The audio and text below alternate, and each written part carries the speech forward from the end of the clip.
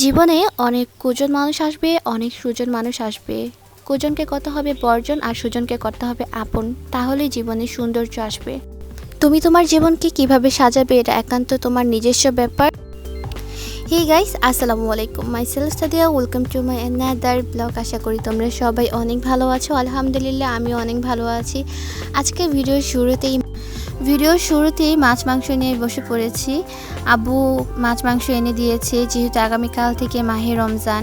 অনেক আপুরা আছে দেখলাম যে তারা অনেক আগে থেকেই রোজার প্রস্তুতি নিয়ে ফেলেছে, কিন্তু আমি তা করিনি। কারণ হচ্ছে দীর্ঘ আগে নিয়ে নিলে খাবারটা সতেজ থাকে না, টাটকা থাকে না। তাই আমি আগের দিন করেছি, খাবার যেন সতেজ থাকে।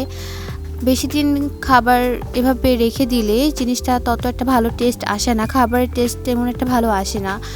এখানে আব্বু পোয়া মাছ এনেছিল, ইলিশ মাছ এনেছিল, সেগুলো প্যাকেটিং করা শেষ করে তারপর আব্বু পাঙ্গাস মাছ এনেছে। এটা হচ্ছে কাটা কম থাকে এই জন্য। আমাদের বাসায় মাছ মাংসের চাহিদাটা অনেক বেশি, মাংসের থেকে মাছের চাহিদাটা অনেক বেশি, তাই আব্বু বেশি করে মাছ নিয়ে চলে আসছে। এরপর আমাদের জন্য তো মুরগি এনেছিল, যেহেতু মিম অনেক বেশি মুরগি লাইক করে, এই জন্য আব্বু মুরগির গোশত এনে দিয়েছিল।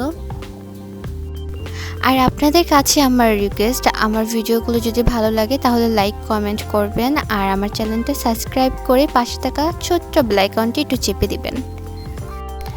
অনেক আপুরা আছে আমাকে সাপোর্ট করে, তাদেরকে আমার মন থেকে অনেক বেশি ভালোবাসা রইল।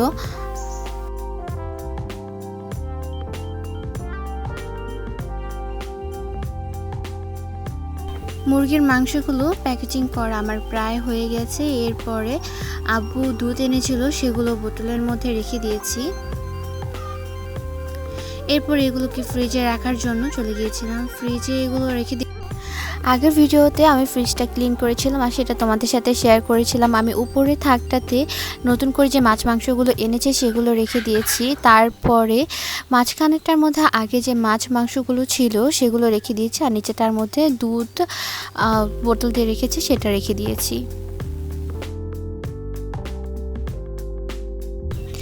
আমি আমার মেয়ের খাবারও রোজার আগেই বানিয়ে নিয়েছি। রোজার মধ্যে যেহেতু তেমন একটা বাইরে যাওয়া হবে না, আর কোনো ঝামেলা যেন না হয়, তার জন্য খাবারটা আমি আগে থেকেই বানিয়ে রেখেছি পুরো 1 মাসেটা একেবারে।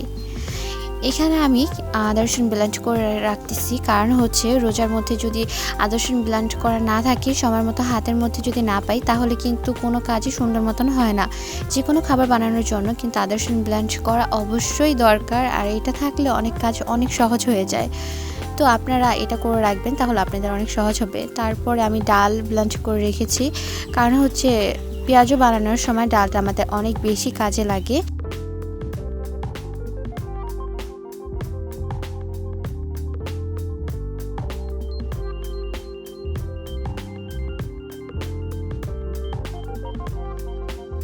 ডালগুলোকে আমি বক্স দিয়ে রাখবো, কারণ এগুলো ফ্রিজে রেখে দিব, তা না হলে অনেক দ্রুত নষ্ট হয়ে যাবে।